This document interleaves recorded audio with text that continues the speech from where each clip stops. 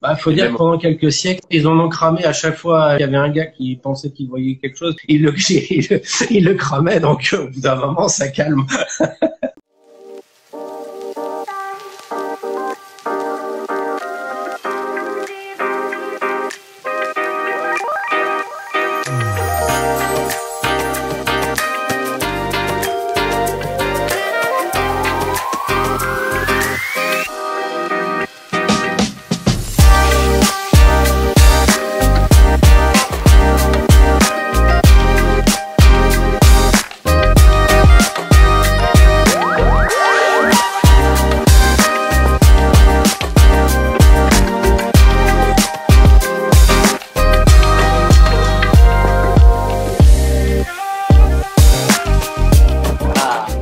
C'est même pas moi, j'ai rien touché. On va pas chercher à comprendre, on est là. tu étais en train de dire qu'il n'y avait pas que certaines personnes avaient justement une passerelle entre le corps et l'esprit et que nous, dans nos sociétés occidentales, on n'en avait pas et que ça rendait des fois la communication un peu difficile. Ouais, ouais. Et j'ai, ouais, cette idée qu'on n'est plus en lien avec soi-même ou en lien avec l'univers ou enfin, tout ce qu'on veut, avec Dieu, ça dépend des personnes, voilà. C'est pas possible, mais c'est vrai. C'est-à-dire que il y a vraiment une sensation qui manque un lien à quelque chose. Et c'est ce troisième pilier qui manque, c'est cet imaginal. C'est-à-dire que normalement, c'est un domaine de connaissance avec des organes des sens. Nous, dans le domaine sensible, nos organes, c'est nos oreilles, l'ouïe, l'odorat, etc. C'est avec ça qu'on perçoit le monde. On a, dans le domaine intelligible, on a le mental, l'intellect qui nous permet de percevoir le monde au travers de concepts, au travers d'idées, au travers de toutes ces choses-là. Mais on a aussi besoin de l'imaginal parce que l'imaginal, c'est encore un troisième qui, celui-là, nous permet de rentrer dans ce domaine qui est plus de l'âme et du spirituel. C'est-à-dire que là, on rentre dans quelque chose d'autre. Et c'est comme ça qu'on boucle la boucle.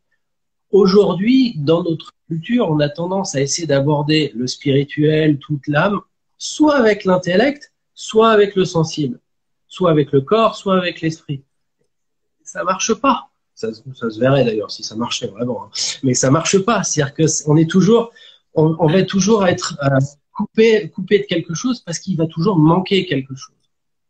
Ouais. Donc c'est ça qui est important. Donc quand on se pointe comme occidental, déjà, ben on part avec un petit désavantage par rapport aux indigènes qui eux sont nés avec cette idée, c'est-à-dire que le miroir d'Alice, quand on regarde au travers, ben les indigènes ils sont nés déjà avec un œil de l'autre côté. C'est-à-dire que nous on a une vision très archétypale de ça, c'est-à-dire qu'on se dit ah ben les indigènes, ouais, on arrive à voir les esprits autour dans la nature. C'est-à-dire qu'on imagine qu'on arrive à les voir. Si on conceptualise la chose, on est dans l'intellect, on la conceptualise bien, puis on la projette sur quelque chose, et ouais, ça marche à peu près. Non, un indigène, lui, pour lui, quand il se passe quelque chose avec les esprits, c'est comme si la température avait changé d'1 degré. Ouais. Oui, c'est ça, justement, en fait, que c'était endormi dans notre culture actuelle, hein, quand j'entends. Et c'est vrai que, comme tu dis, on nous a invités carrément à rejeter ça. C'est exactement ça. C'est beaucoup plus violent, en fait, que laisser ça endormi, de pas payer, comme souvent on entend ce terme qui revient beaucoup ces derniers temps, être payé ou pas. C'est vrai qu'il y a quand même ce rejet de ces perceptions, Ouais. de ces sens, nous, et Ouais. qui sont pas forcément. Bah, faut dire que pendant quelques siècles, ils en ont cramé à chaque fois qu'il y avait un gars qui pensait qu'il voyait quelque chose, il le cramait, donc au bout d'un moment, ça calme. Allez, bien. Voilà. C'est sûr que ça te passe l'envie, quoi.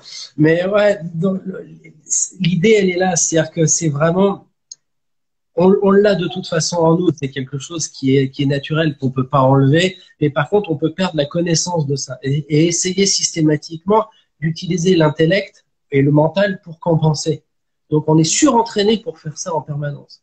Donc, c'est la grosse difficulté, je dirais, le piège majeur pour un occidental quand on fait de l'ayahuasca, quand on prend l'ayahuasca ou n'importe quel autre entéogène, c'est la projection. Parce qu'on va se mettre consciemment ou inconsciemment à projeter nos archétypes, nos peurs, nos machins, tous nos petits, nos démons, tout ça, on va les projeter et là, gentiment, l'ayahuasca, elle va remettre la DMT, elle va tout remettre bien les projections, elle va te donner le film de ce que tu as comme archétype de toutes ces choses que tu as en toi, et elle va te les projeter.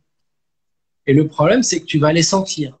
Et à ce moment-là, tu vas sentir et tu vas penser que c'est quelque chose qui vient de l'extérieur pour t'apporter une information, un message. Et là, alors là, c'est le bordel. Ça part. C'est parce que ça va causer un décalage. La personne qui va, je sais pas, c'est le truc. J'ai vu des visions pas possibles de mon patron qui essaie de m'arracher la tête ou des trucs comme ça. C'était horrible. J'ai passé un moment épouvantable. Maintenant que je sais qu'il m'en veut, c'est quasiment du démonisme ou je sais pas quoi. Il me lance des sorts ou des trucs comme ça. Et je fais non, ton patron, il est en vacances, il a autre chose à foutre. Et il est que s'intéresser à toi quand t'es pas là.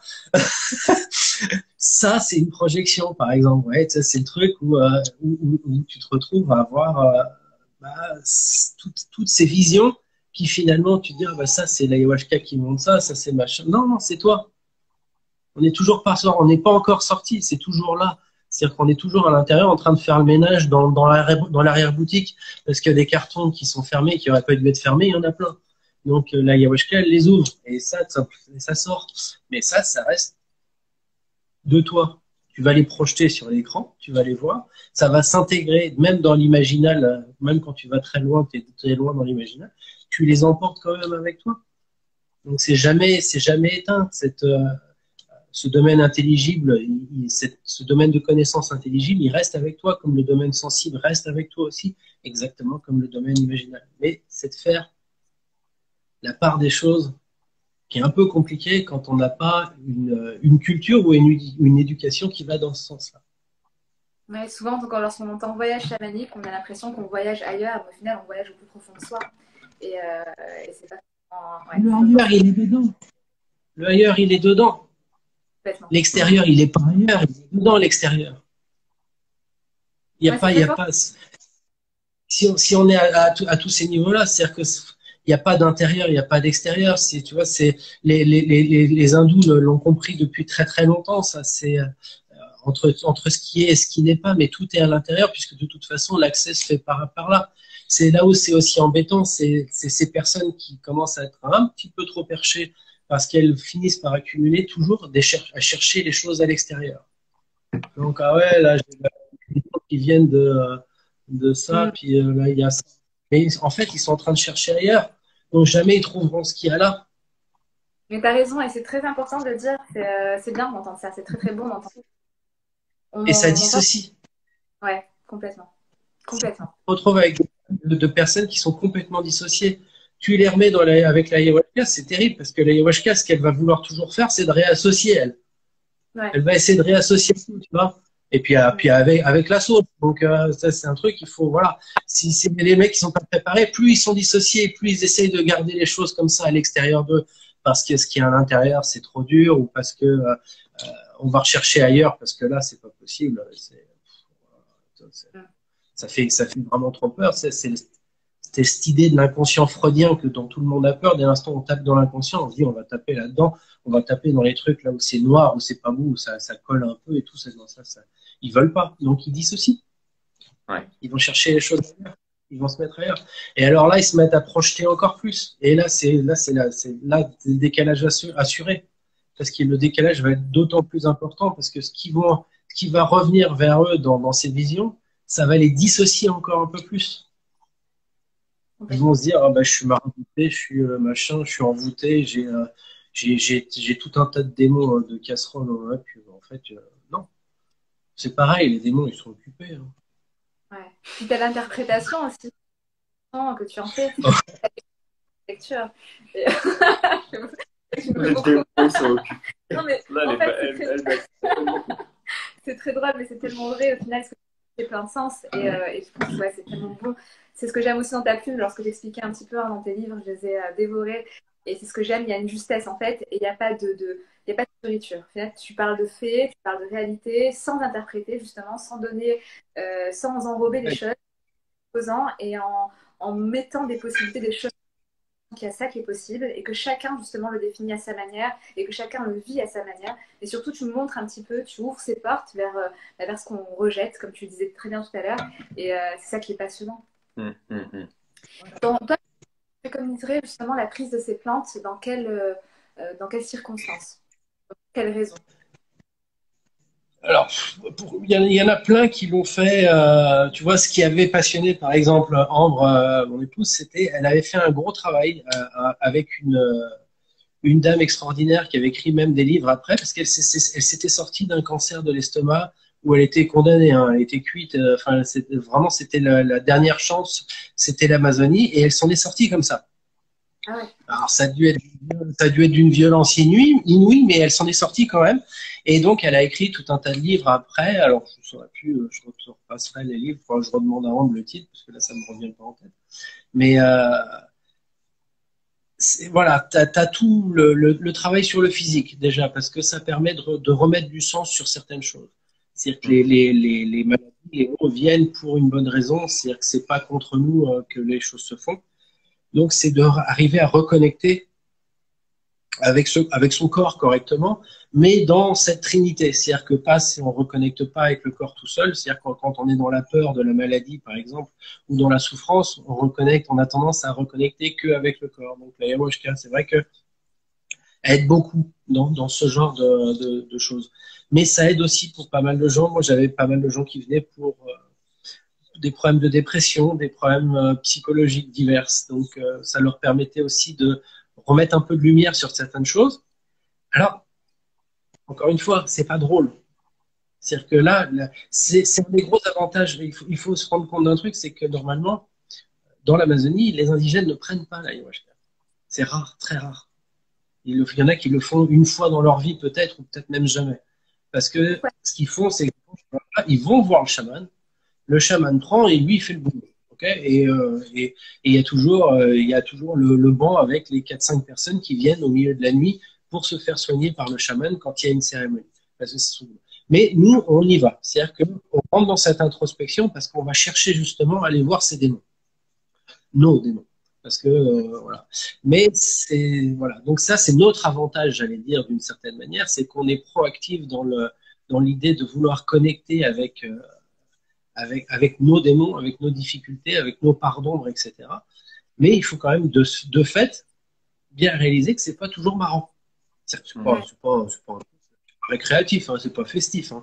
L'ayahuasca, sans parler de la purge ou quoi que ce soit, mais même le reste, c'est pas forcément toujours drôle. Mais ça fait partie du tout. Donc c'est quelque chose de très important. Et donc, qui peut prendre la plante, dans quelles circonstances est-ce que c'est bien? Il ne faut pas que ce soit des personnes qui soient rebutées par quelque chose de trop brutal. Parce que c'est là, c'est pas tendre, ça va pas doucement, c'est pas un truc où on peut baisser le volume à un moment donné. Quand c'est lancé, c'est vraiment à pleine vapeur. Donc il faut être prêt à accepter ce degré d'information, ce degré un peu de brutalité. C'est pas entièrement faux, c'est pas violent, mais c'est un peu brutal parfois. C'est-à-dire qu'elle balance, et puis quand elle monte dans l'émotionnel, ça monte, et puis ça monte bien. C'est-à-dire que si tu avais un doute avant, là, t'en as plus sur savoir si c'est de la peur ou de la colère. Tu vois, là, tout est bien clair, quoi. Donc, elle est toujours parfaitement au clair. Mais pour certaines personnes, ça sera trop. D'accord. Donc, il faut arriver. Éviter justement d'utiliser ces plantes. Pour ces personnes-là, oui. Ouais. Pour ces personnes-là, il faut quelque chose de plus doux, de plus calme, de plus tranquille, qui soit plus à un rythme acceptable. Il y a d'autres plantes qui seront dans des niveaux plus bas que l'ayahuasca, par exemple. Donc ça, c'est encore autre chose. L'ayahuasca, c'est une énergie très féminine. Si on peut passer sur le San Pedro, qui va être une énergie masculine, et là, qui est beaucoup plus, c'est plus tempéré, ça dure beaucoup plus longtemps, mais c'est sur un niveau plus calme, c'est plus cool. Donc, et puis les cérémonies sont totalement différentes, c'est très sympa aussi. Voilà, bon, bref. Il y a de tout. Ouais. Comme tu vois, ce qu'on disait, c'est que l'expérience chamanique, la méditation, c'est une expérience chamanique. L'hypnose, c'est une expérience chamanique. Les huttes de sudation ou les bains glacés, c'est une expérience chamanique. La méditation, quand elle devient bien profonde, t'y es. Donc, il n'y a pas de souci, c'est du chamanisme. Mais voilà, tu as différents degrés. écoute, c'est plus une expérience de vie. C'est commencer une démarche vers soi, un pas vers soi, et c'est d'explorer un peu plus en profondeur. Il y en a qui n'ont jamais rien fait dans ma vie. Ils n'ont jamais, pas une séance de psy, pas un bouquin, rien, que dalle. Ils se pointent là, ils ont le moment de leur vie. Ok. Parce qu'ils sont bien ancrés, parce qu'ils sont bien dedans et que ça se passe, ils sont bien avec eux-mêmes malgré tout, et ça se passe bien. Tu vois, c'est cette anecdote un Indien, un mec qui venait de Bangalore, un mec qui bossait pour IBM. Tu peux pas faire plus. Tu vois, il travaillait chez IBM comme ingénieur, je sais même plus quoi. Enfin bref, tu vois. Et il débarquait en Équateur et pour un colloque pour IBM, pour les trucs d'ordinateur, je sais même plus ce que c'était. Bref. Donc lui, il a son temple en Inde, à Bangalore, sa petite famille, sa vie réglée avec IBM et tout ça. Il n'a jamais rien fait. Lui, il s'est assis, dans les 10 minutes, il n'était plus là. Il est parti, 2 heures après, il est revenu. Ça y est, c'était bien. Hein. Moi, je l'ai vu, il est parti se balader, tout était nickel. Parce qu'il était parfaitement ancré, parfaitement aligné, parfaitement bien dans ses pompes. Et il y a des trucs qui l'ont... toujours, hein, on trouve toujours quelque chose quand on creuse un petit peu. Donc, toujours quelque chose qui va faire un peu... Ça va pincer un petit peu plus. Mais voilà, c'est passé nickel. Donc, au final, le plus important, dans un cadre de confiance avec des personnes qui savent ce qu'elles font, plus qu'au final attendre quelque chose. Ouais. Tu vois, j'ai même parfois tendance, je le dis une fois dans le livre, mais c'est de la provocation de dire qu'en fait que j'aime aussi beaucoup ça chez toi, c'est j'aime aussi beaucoup ça chez toi. Justement, ce côté un peu provocateur, mais qui est très équilibré. Je dois le dire. Ouais, je le dis quand je le fais quand même. Je le dis quand je le fais parce que c'est assumé, mais je le dis quand même pour qu'on comprenne bien dans quel contexte je le balance. Mais tu vois, je disais parfois, il faudrait même considérer que l'expérience passe par le chaman et que l'ayahuasca est la facilitatrice. Okay. Si on y allait avec cette idée en tête, il y aurait moins de problèmes. Il y aurait moins de problèmes parce que les gens feraient plus attention avec qui ils le font et que l'ayahuasca, si elle est préparée correctement par n'importe qui, ils peuvent le préparer dans n'importe quel coin de la rue, c'est pas un problème. Tu vas à Iquitos, tu regardes sur le marché à Iquitos au Pérou, ils font ça au marché, sur le marché. Ils n'ont rien à tirer, ils te font en arrière-boutique d'un truc, voilà, c'est... Comment savoir justement, pour les personnes qui voudraient tenter cette expérience, comment savoir où et à qui s'adresser? Enfin, pas en France, on le sait parce que c'est pas légal, mais quelles sont les premières démarches à faire justement pour essayer d'aller vers ça? Le fameux Jacques Mabi qui est au centre de Tarapoto au Pérou, qui lui s'occupait beaucoup, qui s'occupe d'ailleurs toujours beaucoup des addictions. C'est un Français, hein, Jacques Mabi, qui a écrit pas mal de choses, qui est un type brillantissime et qui est vraiment une des grandes pointures dans tout ce qui touche au chamanisme et à l'ayahuasca en particulier. Et voilà, lui, ça fait des années et des années qu'il travaille comme ça, donc il a une réputation qui est plus à faire, qui est excellente. Mais il y en a d'autres, tu vois. Et puis après, c'est vraiment, j'allais dire, c'est une question de bon sens. Le mec, il dit non, mais t'inquiète pas, on va se faire ça comme ça. C'est pas grave, il n'y a pas vraiment besoin de ça, on va le faire quand même. Là ça pue, donc t'y vas pas.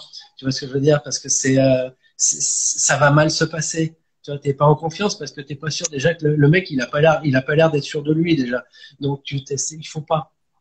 Ouais. Et il y a aussi un truc, c'est très très important, très très important. La ayahuasca elle-même ne représente absolument aucun danger physique. C'est bien de dire. On te dit, mais par contre, ce qui représente un danger avec l'ayahuasca, c'est ce qu'on met avec. Et il y a pas mal de, dans le tourisme chamanique justement, des chamans qui vont un peu vite. Ils ne sont même pas emmerdés à faire quoi que ce soit. Il y en a plein qui copient les chants. Il y a les CD, ça marche très bien. Je les ai déjà entendus. Je dis mais je les connais. Ouais, j'ai le CD à la maison. C'est pour ça. Mais c'est-à-dire que ils ont peur de ne pas être payés. D'accord. Okay. C'est-à-dire que tu n'es pas sûr de monter avec l'ayahuasca parce que l'ayahuasca va respecter tes barrières, tes interdits, tes blocages intérieurs, tu vois. Elle dit, bon, bah non, là, il y a trop de boulot dans l'émotionnel, il n'y aura pas de vision parce qu'elle va pas monter jusqu'en haut, elle va rester bloquée bien sur l'émotionnel pour vider un peu, purger tout ce qu'il y a à purger à ce niveau-là, mais elle va pas monter. Donc le mec, le lendemain, il fait, bah non, j'ai rien vu, pas de vision, que dalle, j'ai vomi, mais c'est tout. Alors la soirée à vomir, bon, bah. Et les mecs, ils sont pas contents, donc il y en a deux ou trois qui n'ont pas dû payer ou quoi que ce soit. Donc, le coup suivant, il met 2 feuilles de ce qu'on appelle de la Toei, de la Floripondio, qui est une plante de la famille de la Datura. La Datura, c'est une très belle fleur. On en a plein en France. Tu vois, c'est très très joli avec des très belles fleurs en trompette de toutes les couleurs. C'est magnifique, mortel, mais magnifique. Les Romaines s'en servis pendant des siècles pour zigouiller discrètement du monde. C'est très très efficace. Mais c'est à très très petite dose. C'est un psychotrope très très puissant. Et il se marie très bien avec l'ayahuasca. C'est-à-dire que tu mets 2 feuilles dedans. C'est-à-dire qu'au lieu de monter avec l'ayahuasca en 3/4 d'heure, 1 heure, le temps de passer par le processus digestif, ça passe dans le sang et que ça circule, il faut 3/4 d'heure, tu vois, le truc de digestion normal. Alors là, en 10 minutes, 15 minutes, là, c'est le raz-de-marée, puis c'est 3 fois l'intensité de ce que tu aurais eu normalement. Et au moins, tu es sûr que ça marche, il n'y aura pas de blocage. Ah, mais là, par contre, on prend plein la gueule. Mais, et surtout, les blocages, s'ils avaient un intérêt, bah, ils sont plus là. C'est le premier truc à savoir, c'est comme quand tu vas chercher à manger quelque part, tu regardes la composition, parce que si la composition ne va pas, bah, tu risques de déchanter sérieusement. C'est tout ce truc à respecter. C'est vraiment du bon sens. Ouais, j'ai une question sur ce qu'on appelle les bad trips. Est-ce que ça existe vraiment déjà, les bad trips? Et qu'est-ce que ça signifie? Non, le bad trip, c'est un truc qu'on utilisait, je sais plus, quand on était jeune, c'est quand ils sortaient en boîte et puis ils avaient chopé un truc un peu douteux, mais d'une source connue et de confiance, et que le lendemain matin, il se réveille, il sait plus où il est et ça s'est hyper mal passé. Ça, c'est ce qu'on appelait un bad trip. Et le problème, c'est qu'on a tendance à coller l'étiquette du truc là, sur même une soirée avec l'ayahuasca. Moi, des soirées dures, on en a eu, hein. Des soirées où tu dis putain, c'est pas possible, j'espère que ça va pas durer comme ça pendant encore des heures, parce que c'est une horreur, quoi. Et vraiment, c'est dur, tu vois ce que je veux dire, t'en chies, c'est dur. Donc là, c'est pas un bad trip, c'est que tu es obligé de traverser certaines zones, et dans ton inconscient, tu as des zones de turbulence, quand tu ouvres certains cartons, tu as des trucs qui ressortent, tu fais putain, ouais, tu as l'émotionnel qui vient avec. C'est pas un bad trip, c'est du nettoyage, c'est toujours le même processus. Seulement, il y a des moments où ça va être un peu moins marrant que d'autres, quoi. Un peu moins, voilà. On n'y va pas à la fleur au fusil à l'ayahuasca, c'est pas anodin.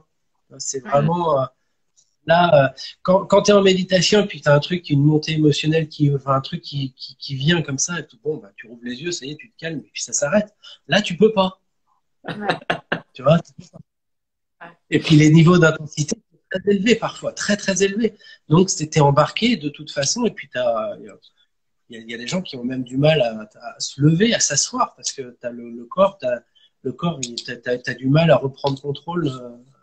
Tu vois, c'est un des trucs sur lesquels on travaille le plus quand tu fais ton entraînement chamanique avec le chaman qui t'apprend tout. Ah ben, c'est de te déplacer malgré tout, quoi.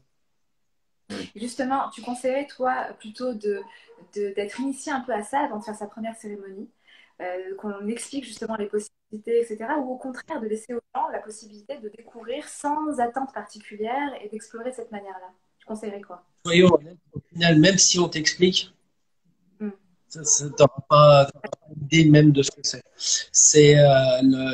C'est vraiment quelque chose de tellement particulier. Je viens d'un truc, c'est même tellement étonnant que d'une fois sur l'autre, tu oublies à quel point c'est impressionnant. C'est-à-dire que tu te rappelles que c'est impressionnant, mais tu sais plus ce que ça veut dire. Tu sais que c'est énorme, tu sais que c'est écrasant, tu sais que c'est démentiel, mais tu sais plus ce que ça représente vraiment. Donc il faut te le revivre, ouais, ça y est, non mais là, ouais, là maintenant je vois bien. C'est-à-dire que ton corps il se rappelle, mais il faut le remettre dedans, tu vois. Donc c'est vraiment ce. Et est-ce que tu peux avoir confiance justement en ce que tu vois pendant une cérémonie? D'accord. Surtout, non, non, non. C'est tout. Tu vois, c'est l'idée qu'on se fait j'allais dire, de la pratique chamanique, c'est-à-dire comment est-ce qu'on devient chaman. Même moi, tu Ouais. vois, honnêtement, je l'ai fait. Je suis resté 1 an et demi avec le même chaman. J'ai continué avec un autre. Je l'ai fait pendant des années après. Je te dirais que je suis même pas à mi-parcours de ce que j'aurais dû faire pour arriver vraiment à être chaman complet, reconnu, tout ce que tu veux à plein d'égards. C'est un processus, donc c'est un processus qui s'étale sur des années. Mais voilà, tu fais quand même ce gros du travail. On pense toujours que ça va être un apprentissage de technique, un apprentissage de rituel, un apprentissage des plantes. On dit, ah bah oui, il faut diéter les plantes, comme ça tu apprends à connaître les plantes. Mais non, en fait, non. Le gros du processus, c'est pas ça. On pense toujours que c'est l'état de conscience chamanique qu'on va systématiquement chercher à maîtriser. Mais en fait, ce que tu apprends à maîtriser principalement, c'est l'état de conscience ordinaire. C'est ton état de conscience normal. C'est-à-dire qu'arriver à fouiller suffisamment pour te connaître suffisamment pour te servir toi-même d'ancrage. C'est pour pas te paumer, quoi, en gros, quand tu vas après en état de conscience, que de sentir que quelle part de toi est toujours là et connaître cette espèce de... Moi, j'ai toujours dit que ça avait une saveur, les visions ont une saveur. C'est-à-dire que quand tu les vois, tu fais non, ça c'est de la projection, non, ça c'est à moi, non, ça c'est. Ah, ça par contre, ouais, là, c'est marrant, ça c'est à elle. Mais tu vois, il y a des trucs comme ça. Et c'est que comme ça que tu arrives à le faire. Mais le travail, il se fait, c'est pour ça que les chamans le font dans l'isolement toujours. Parce qu'il n'y a que dans l'isolement comme ça que tu arrives finalement à t'entendre toi-même. À reconnaître ta voix en toutes circonstances. Quand je dis ta voix, c'est tu vois, à te reconnaître toi-même, tu vois, en toutes circonstances. Donc tu prends, puis tu arrives un petit à peu à faire la différence entre ah oui, dans ça c'est vraiment de la projection, c'est-à-dire que je suis en train de balancer un truc. Et ça se dévisse d'un seul coup, tu vois. Tu le dis, au moment où tu le vois, tu le sais, tu le sens, et puis elle se dissout parce que ça te fait plus marrer. Mais puis tu passes à autre chose. Et puis après, il y a des trucs où là, tu sais, ok, non, ça je sais. Ouais. Là, on est dans l'imaginal. Ça, c'est un autre endroit, effectivement. Et puis là, on est dans de la visite un peu au loin, là. Aujourd'hui, en 2022, c'est quoi pour toi? Comment tu définis? Pour des patients occidentaux, c'est un tout autre travail. C'est-à-dire que, comme je te disais, les indigènes, c'était autre chose parce qu'ils prennent pas ou peu l'ayahuasca, ils vont se faire soigner par le chaman et ils respectent les posologies de ce qu'il leur dit de faire pour régler le problème, pour se défaire de leur problématique. Nous, il y a beaucoup de gens qui sont aussi à faire aller vers dans le chamanisme, pas de la dernière chance, mais en disant ça, bon, j'attends, là, j'y vais pour le miracle. Ouais. Tu vois, ils sont dans une attente du truc extraordinaire qui va solutionner tous leurs problèmes d'un coup. Mais ça marchait pas chez le psy, ça marche pas chez le machin, ça marchera pas à R. Donc c'est sûr que ça, il va y avoir peut-être plus de chemin qui va être fait, mais le problème c'est que quand tu as une personne qui débarque avec une attente particulière et que tu as le chaman en face, il a une attente particulière, c'est très difficile de savoir comment faire le traitement, comment travailler avec la personne si jamais il y a ce décalage qui s'installe du fait de l'attente, d'une attente qui est posée. Donc ça, j'allais dire, c'est la plus grosse difficulté. Et après, au-delà de ça, c'est effectivement d'arriver à trouver.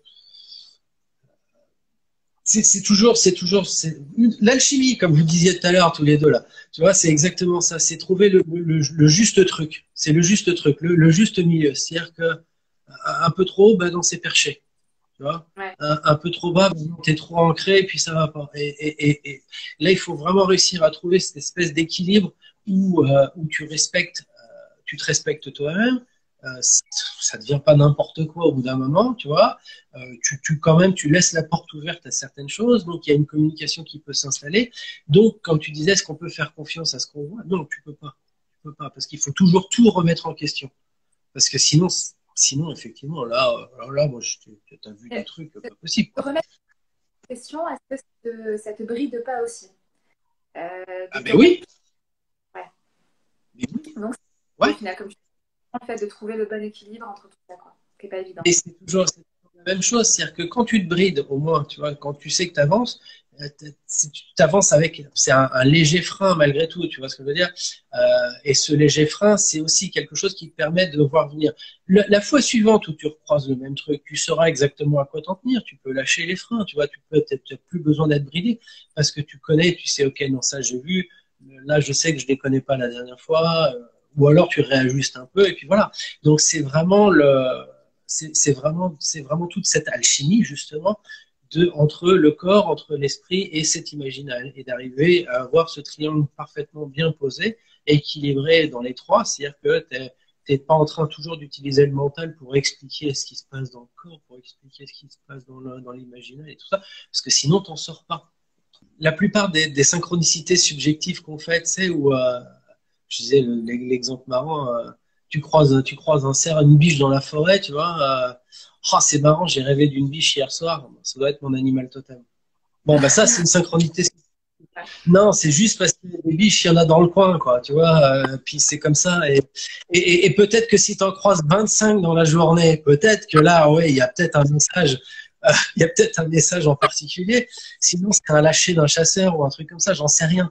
Mais il faut faire de ça. C'est-à-dire que là, c'est l'intellectuel qui vient encore essayer de trouver des explications là où il n'y en a pas forcément.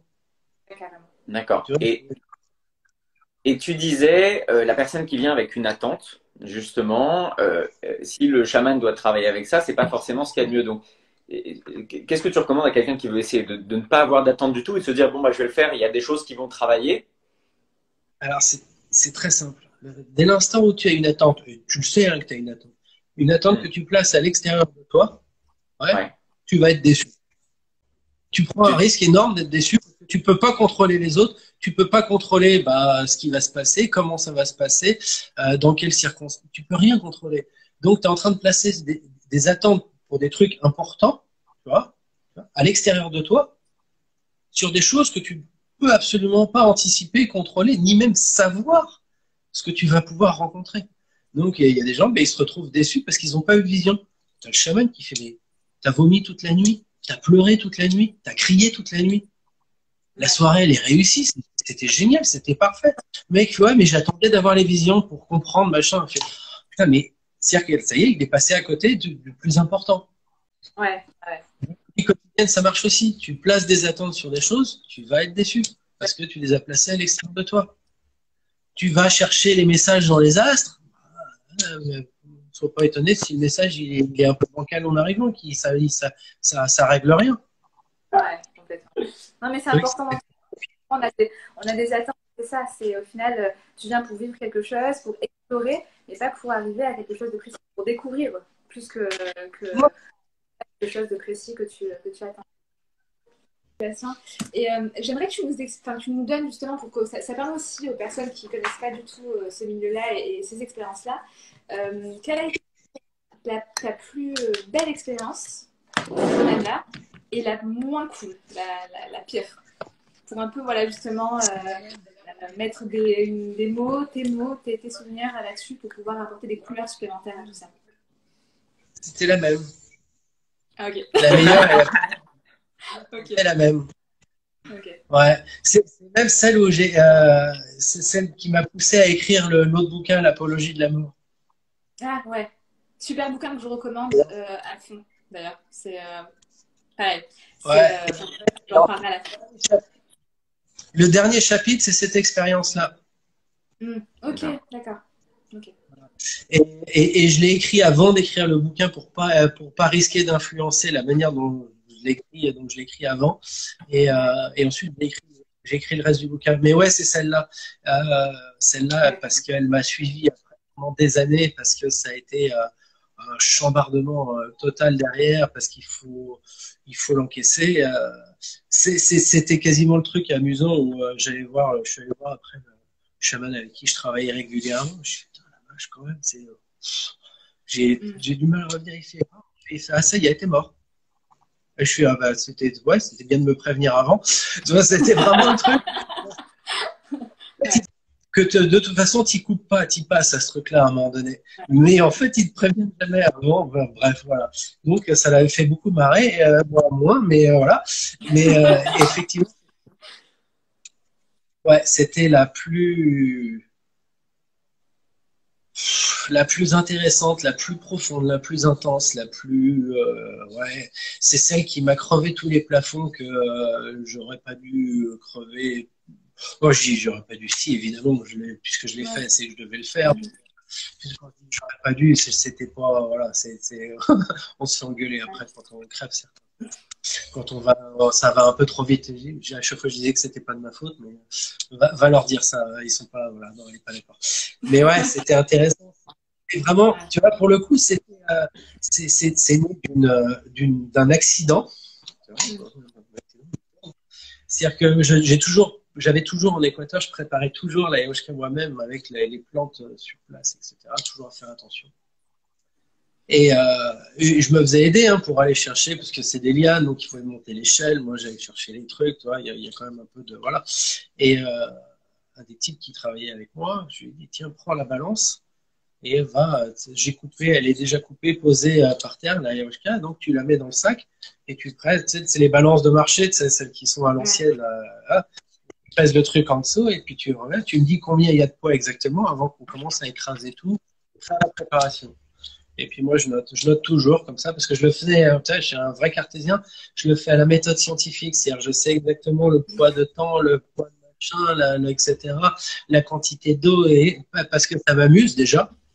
Ouais. Et puis pour comparer une fois sur l'autre, si j'ai exactement la même recette au gramme près, quasiment, enfin pas tout à fait, mais voilà, ça me permet de voir les différences aussi entre deux plantes. Donc j'ai toujours continué à étudier ça, bref. Et je me suis tapé cette expérience-là le soir même. Et je dis, là, il y a un truc qui s'est passé, puis je reprends la balance. Et en fait, je m'étais planté en faisant la tare, le zéro sur la balance, c'était pas fait. J'étais à moins 2 kilos. Donc j'avais 2 kilos de trop sur mon. J'avais 2 kilos de trop sur mon.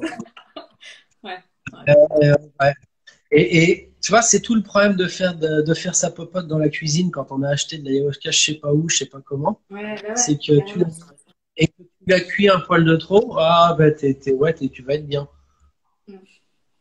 On rigole comme ça, c'est, mais les conséquences.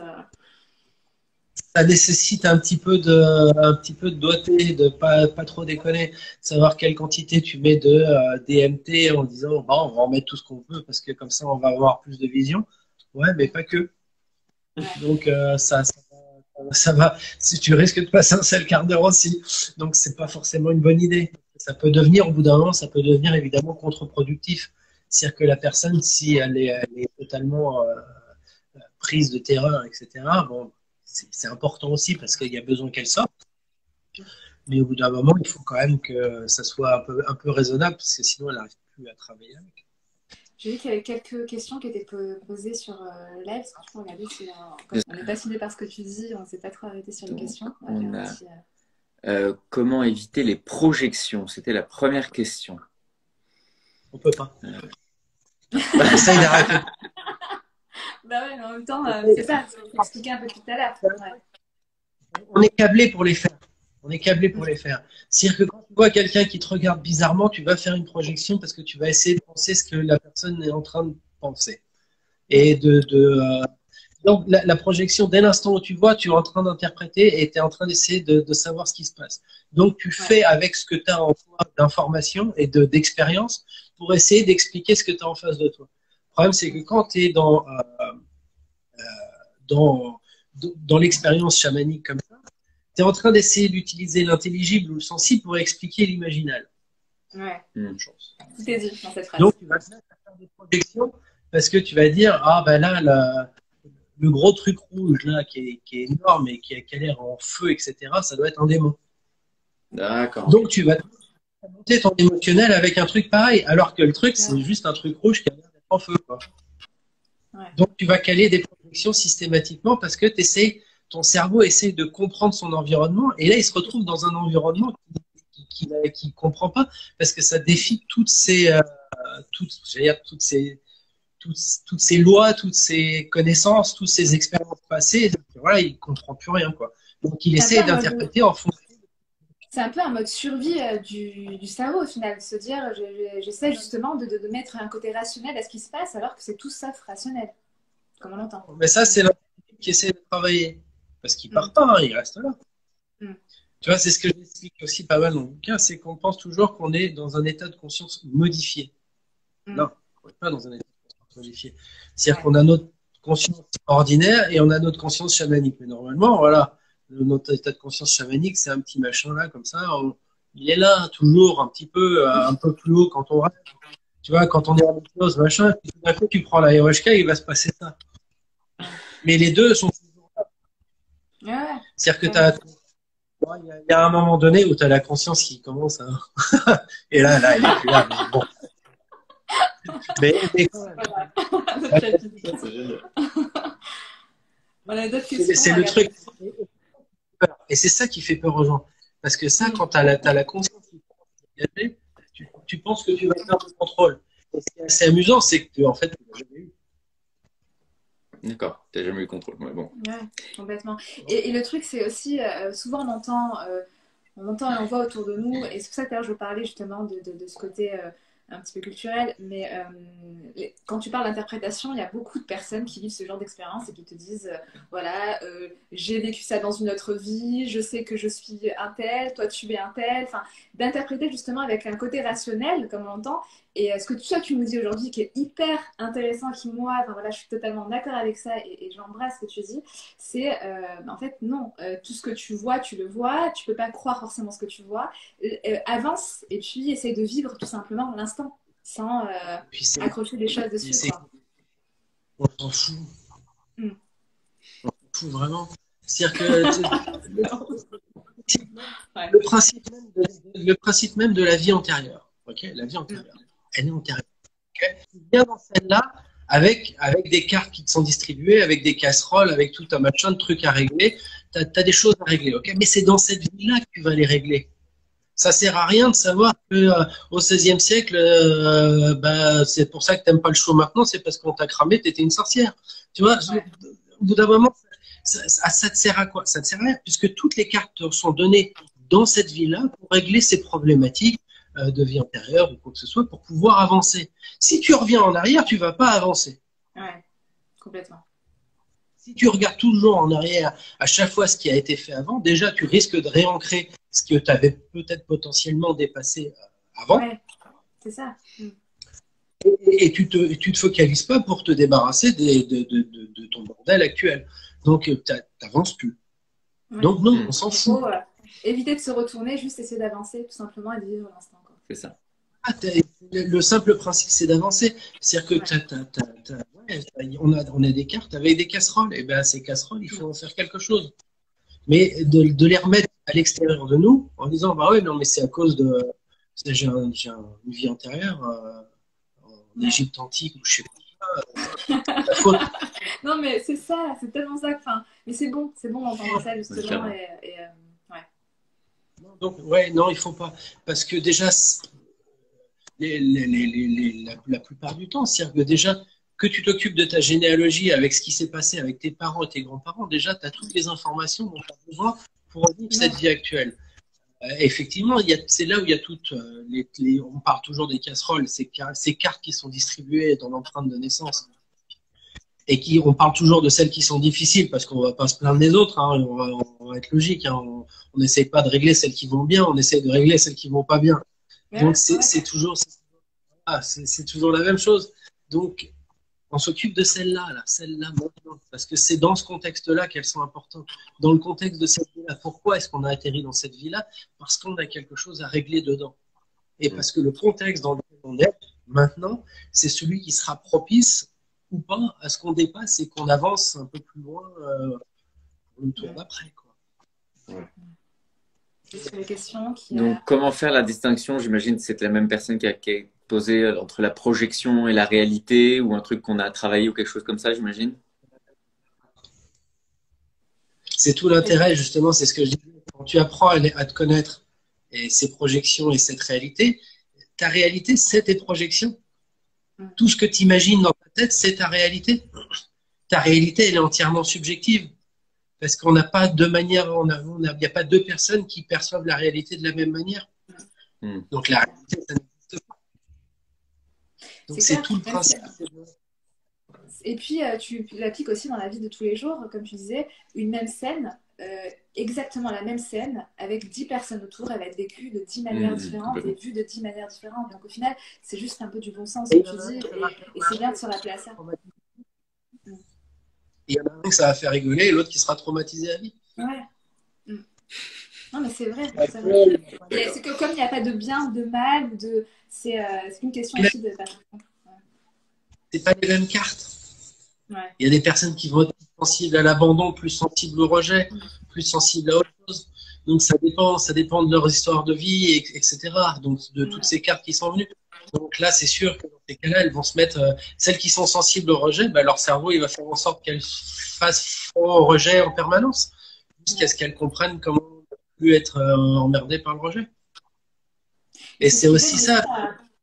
C'est ce qui donne aussi un peu de la beauté à tout ça, parce qu'au final, si les choses étaient carrées et que forcément on les vivait d'une manière et qu'il y avait comment dire, une vérité absolue sur chaque instant de vie, bah, ça le rendrait beaucoup moins passionnant, beaucoup moins intéressant et au contraire, ça rendrait les choses très plates. Vivre, et c'est toujours vivant, donc c'est toujours en mouvement et ça donne aussi beaucoup d'espoir au monde qui suit, à la vie qui continue, quoi.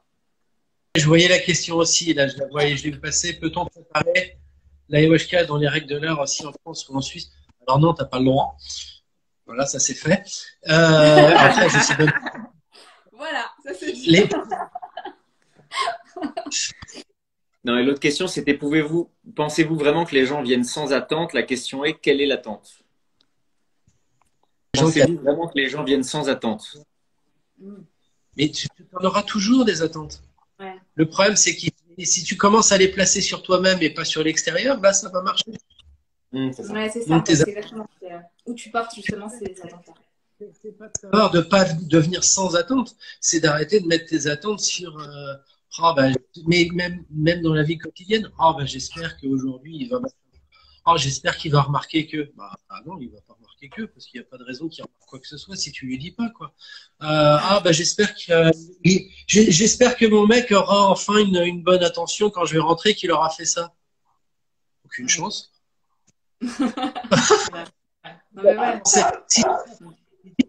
Mec, si t'as pas pensé à lui dire avant, c'est même pas la peine. J'ai une dernière question qui me vient à l'esprit, c'est selon toi, est-ce qu'il y a une fréquence, je connais déjà plus ou moins la réponse, mais à quel moment faut-il s'inquiéter dans les pratiques justement de cérémonie? À quel moment faut se dire de ne pas basculer totalement vers quelque chose en fait qui te déconnecte un petit peu de ta réalité, de ce que tu vis à l'instant T, et c'est bien de s'explorer, mais c'est aussi bien d'être là dans l'instant que tu vis. Alors tu vas explorer pour être plus présent, mais comment justement ne pas rentrer dans quelque chose de trop poussé au point de te déconnecter de ce qui t'entoure. Une série de cérémonies d'ayahuasca, il y a au moins une paire d'heures où tu seras plus là. Ouais. Si tu atteins vraiment les bonnes intensités, ça monte, ça marche très bien. Tu vois ce que je veux dire? Tu vas justement pour aller dans cet espace intérieur en profondeur. On dit, il peut y avoir une attaque nucléaire à l'extérieur que tu n'entendras pas. Le fameux Indien, alors je me rappelle même plus de son prénom, mais il était génial. Il y a eu un bordel ce soir-là, un barouf, parce qu'il y en a qui gueulaient, il y en a qui pleuraient en hurlant, il y a eu tout. Ça arrive, parce qu'il y a des émotionnels qui doivent sortir. Il n'a rien entendu. Rien. Ouais. Rien, mais rien. C'est-à-dire que ça l'a même pas dérangé, c'est-à-dire qu'il l'a pas entendu. Pourquoi? Parce qu'il était trop bien. Ouais, ok.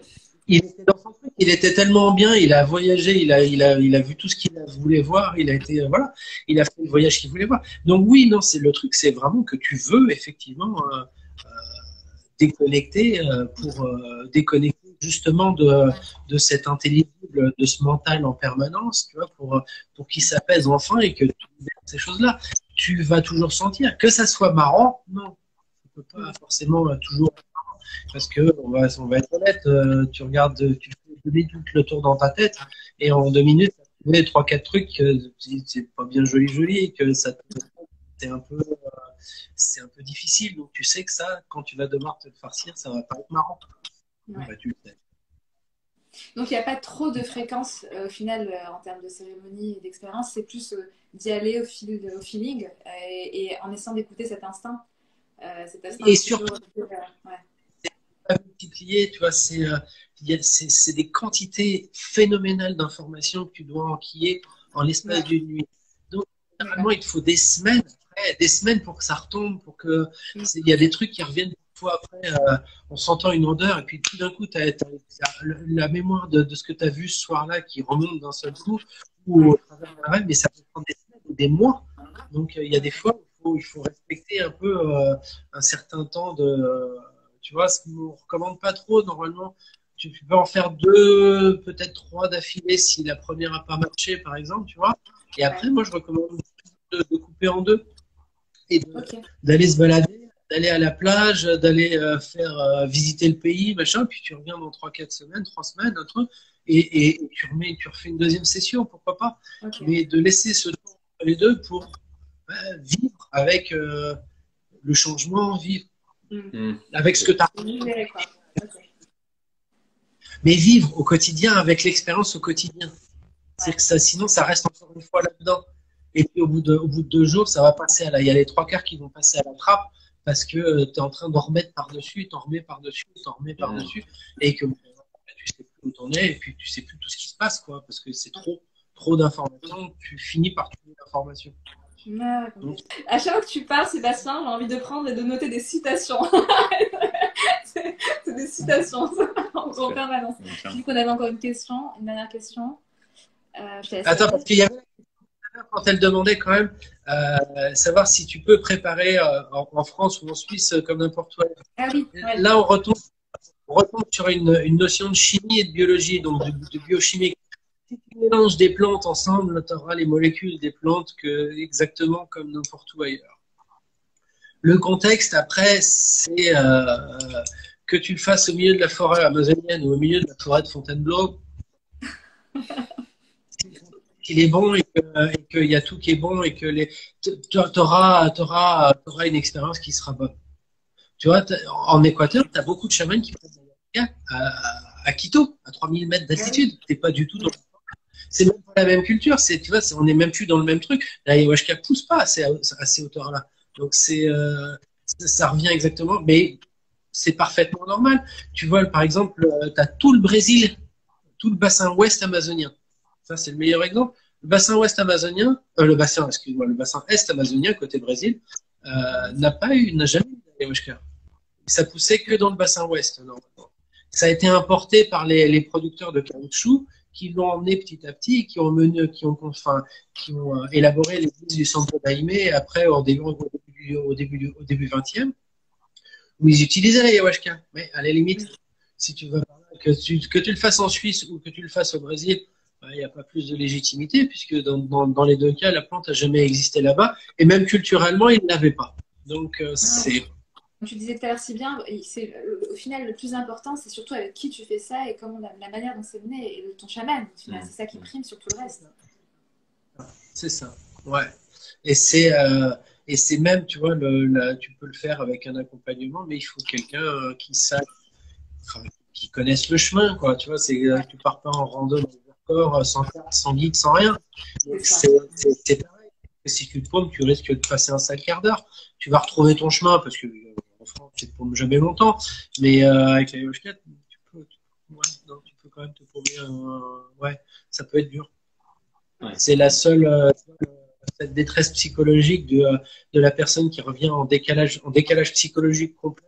Ça a créé une espèce de schizophrénie temporaire où il sait plus qui il est, le mec, parce que il sait plus ce qu'il a vu, ce qui est vrai, ce qui est pas vrai, ce qui est réel, ce qui est pas réel, parce que voilà, il a été lâché dans la nature comme ça et que c'est pas une bonne chose. Et justement, la dernière question qu'on a, c'est comment rencontrer un chaman sérieux? Ouais, ça c'est une vraie question ancienne. C'est une question tellement. Comment tu répondras à ça, Sébastien? On peut pas totalement. Moi j'ai une réponse. Mais ouais, non, encore une fois, c'est vraiment le bouche à oreille. Il y en a plein, il y a plein de gens qui font plein de choses bien et de suivre ça. Et si, encore une fois, si tu as le moindre doute, quand il y a un doute, il n'y a pas de doute, hein, donc tu vas pas. Ouais. C'est pas une bonne idée, ça peut être quelque chose qui est c'est dommage en plus parce que ça peut te ruiner une bonne expérience. Et encore une fois, il faut y aller avec le pire clodo que tu vas trouver au milieu d'un marché de je sais pas quoi qui t'a bricolé ça dans le fond d'une arrière-boutique et ça sera génial. C'est vraiment pas une bonne idée. Il vaut mieux le faire avec quelqu'un qui est un peu de sérieux et un peu de voilà, qui non. On pourrait en parler pendant des heures et des heures enfin bon, on t'adore, tu le sais. Et pour les personnes justement qui m'ont apprécié, qui apprécieront avec le replay de pouvoir visionner ça et qui se questionnent justement sur ces sujets, tu as écrit des ouvrages qui sont pour moi de super ouvrages. Celui-ci, c'est, on va dire, pour moi, c'est un bijou. Pourquoi? Parce qu'il est court et il est d'une densité en information, en équilibre. Tu parlais d'équilibre tout à l'heure. Il y a ce côté très équilibré dans ta plume. Et ce côté aussi cartésien qui est là, qu'on voit dans ce que tu exprimes, dans ce que tu abordes, la façon dont tu abordes ça. Tu as une expérience de vie aussi qui sert tous tes écrits, qui sert un petit peu tout ton partage. Et je te dis sincèrement ce que je pense parce que ça reste très accessible. Tu pars pas voilà, tu as une plume très accessible et c'est ça qui est très intéressant justement. C'est que peu importe ton milieu, peu importe ton expérience avec ça, peu importe si tu connais ou pas du tout ce domaine-là, ben, tu as une façon de l'exprimer de telle que au final tout le monde c'est accessible pour tout le monde et c'est passionnant. Tu passionnes parce que tu es passionné et donc forcément ça se ressent. Et les personnes qui sont intéressées par tout ça ou qui ont envie un petit peu d'explorer tout ça ou découvrir un petit peu ce monde qui est passionnant, je vous invite vraiment à découvrir la plume de Sébastien. J'ai rien à gagner en vous disant ça, mais ceux qui me suivent le savent, je partage toujours mes coups de cœur pour des raisons qui vont un petit peu dans mes valeurs et j'essaie de le faire à chaque fois de manière assez sincère. Mais vraiment, je kiffe ta plume, quoi. Je kiffe ce que tu fais et j'invite grandement les gens à découvrir ce que tu as écrit. Il y a aussi Vision chamanique dont j'ai parlé il n'y a pas très longtemps aussi. Petite parenthèse, les dessins, ce livre-là, c'est non seulement il y a des textes, mais il y a aussi tout un aspect graphique qui te met, c'est incroyable. Enfin, c'est magique. Quand tu vois cet ouvrage, il est magique parce qu'il y a une expression artistique qui s'est mêlée là-dedans et qui image des choses qui sont pas, qui imagent l'imaginal. Tu vois, c'est vraiment. Est-ce que tu peux nous en parler un petit peu? C'est vraiment tout l'importance dans la vision chamanique d'arriver à comprendre, à faire comprendre ce qu'on voit avec les yeux fermés. Donc ça c'est un concept aussi. Et c'est vrai que c'est d'être tombé sur Yoaz, l'illustrateur qui a fait toutes les illustrations qui sont à l'intérieur. Ouais. C'est complètement dingue. C'est-à-dire que vraiment, je retrouve évidemment, on est encore loin même de l'importance l'essence elle y est. L'essence, elle y est. C'est-à-dire que là, vraiment, c'est ces espèces d'univers complètement éclatés, avec des fractales, des couleurs pas possibles, avec son univers, il est vraiment incroyable et vraiment chamanique par essence. Donc il est vraiment ça. C'était une collaboration qui était géniale et la couverture pour moi, c'est elle est magnifique. C'est un article entier juste sur cette image. Ouais. Tellement elle est importante. Ouais. Et puis il y a tellement de détails. Enfin, on parle de cette image, mais je sais pas. Enfin, on repostera ça, mais il y a tellement de détails. Ah ouais. Oh là là. C'est passionnant comme le livre, comme YOAZ qui est sur Instagram aussi, pas loin. Il y a aussi ce livre-là que j'ai pas encore lu et que j'ai hâte de lire, La tourmente du serpent. Est-ce que tu peux en parler aussi?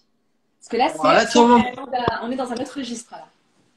Là, on est dans là, c'est un roman, hein, vraiment, mais il est partiellement autobiographique. C'est-à-dire que c'est sur mon expérience pendant que j'étais en Papouasie-Nouvelle-Guinée, tant que je faisais mon doctorat. Moi, je travaillais avec les Woolies, c'est-à-dire dans les Highlands, et en tout, je suis resté 1 an à vivre avec eux. Et il y a quand même 2-3 trucs qui n'étaient pas raisonnables que j'avais fait, et puis ça, voilà. Et puis je suis amusé à partir d'une légende qu'ils ont là-bas et qui sous-tend pas mal de choses à un point de vue culturel. Ouais. Et donc, à partir de cette légende, j'ai imaginé une enquête qui partait d'un musée à Paris et qui finissait au milieu de la Papouasie-Nouvelle-Guinée. Donc, c'était un truc un peu. Je me suis beaucoup amusé avec ça.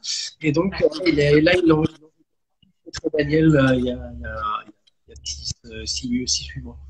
Ça va être un roman d'été, je le sens bien. Et pourtant, tu vois, les romans, en ce moment, je suis pas trop intéressée par tout ça, mais comme tu dis, il y a ce côté un petit peu autobiographique, donc il y a quand même un côté très concret dans ce roman. Et ouais. Et puis ta plume, quoi. Ah, celle-là, elle date. Celle-là, elle est plus vieille. Ça, je l'ai écrit il y a 10 ans. Ouais. Il est sorti que là, mais je l'ai écrit il y a 10 ans. Ok, d'accord. Et pourquoi? Parce que j'étais en Équateur quand je l'ai écrit et que j'avais jamais trouvé d'éditeur en France, okay. Ça n'avait pas pris. Donc en fait, ce que j'avais fait, c'est que je l'avais passé en auto-édition pendant longtemps et puis finalement. Ouais. Voilà, bon, en tout cas, j'ai hâte de le découvrir et en tout cas, voilà, je repartagerai un petit peu les chroniques que j'ai fait sur tes ouvrages que je trouve géniaux et j'invite vraiment les gens à aller découvrir ça de cette manière-là aussi. Tu as un site internet aussi, Sébastien, où justement, on découvre un peu plus et dedans, on trouve un petit peu tout au final. Hein. Il y a tout. Ouais. Ceux qui sont à venir et même ceux qui sont parfois un peu en projet. Ouais, et puis il y a des articles autour de ça. Il y a beaucoup de détails, beaucoup de choses intéressantes. Et pareil, j'invite grandement les gens à aller checker ça. Cool. J'ai envie de rester avec toi toute la soirée, Sébastien, parler encore et encore et encore. Mais on va devoir se quitter. Est-ce que tu as envie de nous parler de quelque chose en particulier avant de se quitter? Est-ce que tu as envie de partager avec nous quelque chose? Ou tu penses qu'on a... Oh, écoute. Non, je dis juste là, c'est dans les prochains mois maintenant, j'en ai 3 livres qui vont sortir, donc pour ceux que ça intéresse, il y a un livre décodage biologique. Ah, ça m'intéresse déjà beaucoup, là, le titre. Le titre m'intéresse déjà beaucoup. Ça, c'est un de mes dadas, c'est un truc que j'adore, voilà. Il y a un livre qui va sortir chez Vega, pareil, sur les rituels chamaniques. Le principe, les fonctionnements du rituel, que ce soit au quotidien, en ville ou quoi que ce soit, enfin vraiment le rituel et reprendre tout un tas de choses, voilà. Et il y en a un autre qui va sortir chez Le Duc, éduquer votre cerveau, à reprogrammer ses fonctionnements et à savoir comment il fonctionne au quotidien et comment on se fait avoir par nos propres pièges. Par les projections, il y en a. Oh là là. Et ça sort quand donc? C'est dans les mois à venir, c'est en 2022, les 3 ils sortent en 2022. Ils sont écrits déjà, tu les as terminés, c'est juste, il n'y a plus qu'à justement à... Ouais. Okay.